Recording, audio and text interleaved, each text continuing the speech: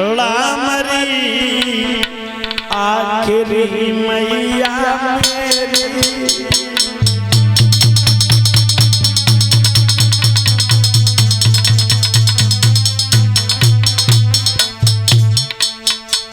बोले बेटा रोता सुनो मैया मैं जा रहा हूं।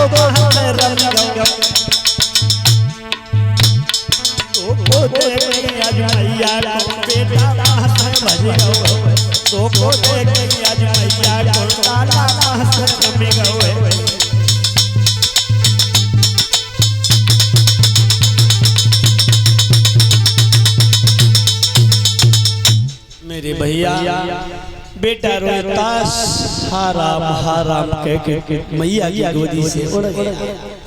आज मैया पछाड़ खाती रही, रोती रही, बिलखती रही। उसके बाद बेटा रोहितास की लाश को लेकर के मैया तारा मरघट के लिए चली है।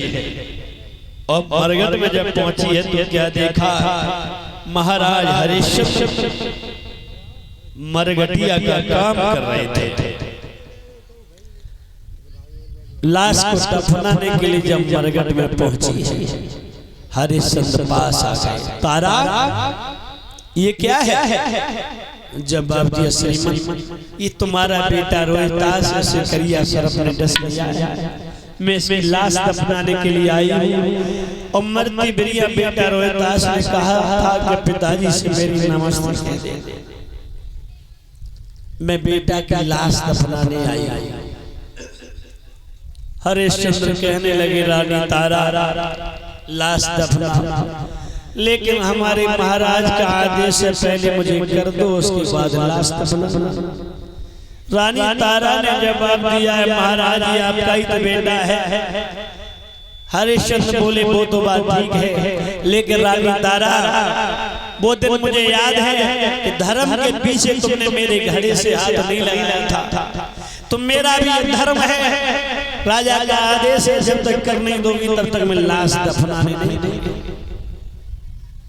भाइयों रानी तारा ने बार बार निवेदन किया, अंत में हरिश्चंद्र नहीं माने तो रानी तारा ने अपनी आधी साड़ी फाड़ के करके रूप में दी है। बेटा रोहितास की लाश दफना करके गांव के किनारे पर एक मट्टी है, उस मट्टी में जाकर के रोती रही, बिलखती रही। तारा को नींद आ गई। और भाई विश्वामित्र काशी में आवाज लगा रहे हैं, काशी के लोगों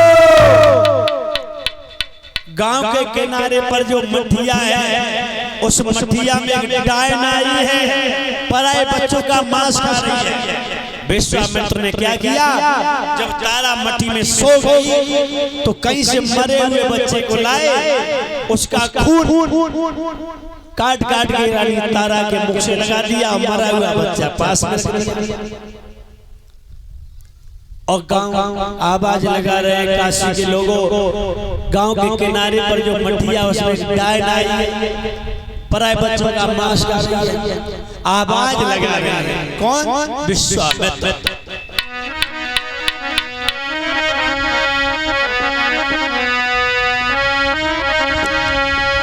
अरे मटिया में डाइनी आई रे तुम सुनो नगर के पाई।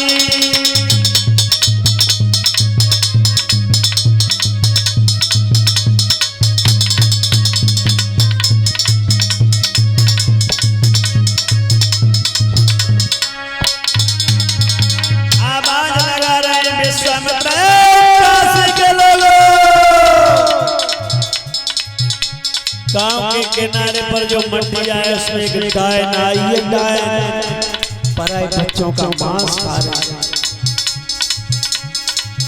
मटिया में डायन आई रे तुम सुनो नगर के पाई।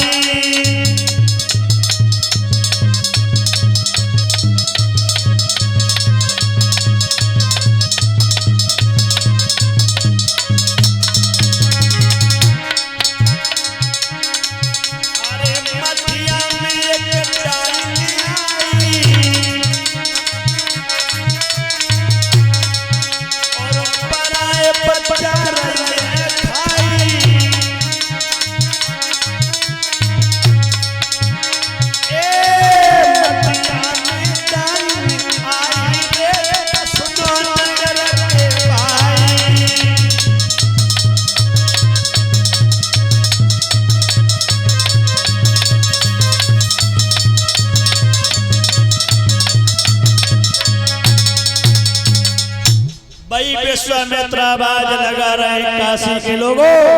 एक डायन मट्टी में आई। कालू ने सुना, हरिश्चंद्र को बुलाया।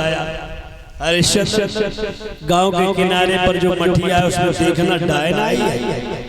अब हरिश्चंद्र तलवार लेके चले मटिया के पास पहुंचे तो क्या देखा?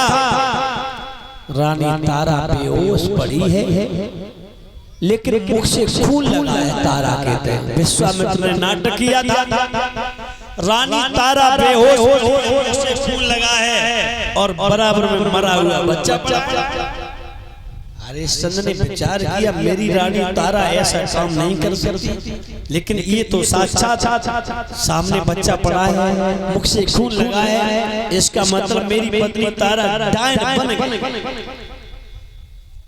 ऐसा मैंने सोचा भी नहीं था जो मेरी पत्नी डायन बन जाएगी। महाराज हरिश्चंद्र ने तलवार को निकाला। रानी तारा के क्या तारा ये बता तूने पराए बच्चों का मांस खाना कब से शुरू कर दिया? रानी तारा ने हाथ जोड़े हुए कहा मैंने किसी के बच्चे का मांस नहीं खाया है। महाराज पता नहीं इसने क्या ड्रामा किया, किसने ये नाटक रचा है। मेरा कोई कसूर नहीं है महाराज, मैंने किसी के बच्चे को नहीं खाया। लेकिन भाइयों चल दिए तेग को, चल दिए तेग को, ए मारन को जाने लगे, चल दिए तेग को।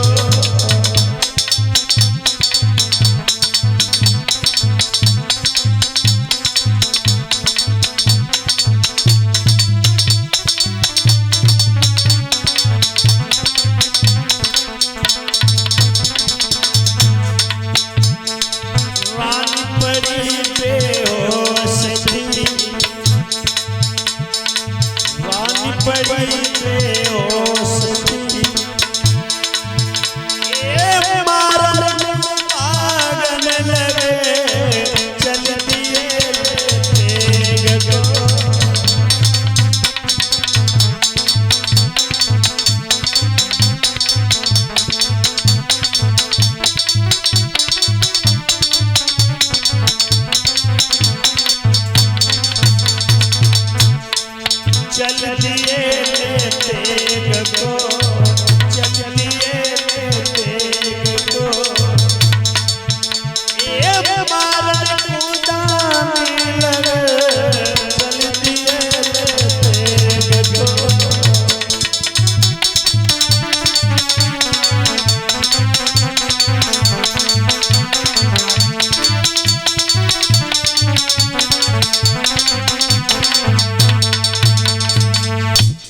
महाराज हरिश्चंद्र ने केस पकड़े और तलवार से रानी तारा का सिर काटना चाहा। तो ध्यान रखना भाई, सत्य की विजय हमेशा होती है।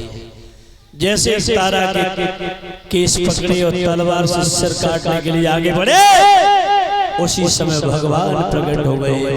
बोलिए आनंद कंठ भगवान की। महाराज हरिश्चंद्र की कलाई को पकड़ लिया, कहा राजन तुम्हारे धर्म की परीक्षा हो गई थी, तुम धर्म की परीक्षा में पास हो। हरिश्चंद्र कहने लगे स्वामी जी धर्म की परीक्षा क्या ऐसे होती है? मेरा बेटा इकलौता था वो भी दुनिया से चला गया। जवाब दिया कहीं नहीं गया है राजन, तुम्हारा बेटा कहीं नहीं गया है, आवाज लगाओ अभी तुम्हारे पास आता। हरिश्चंद्र ने आवाज लगाई, बेटा रोहितास।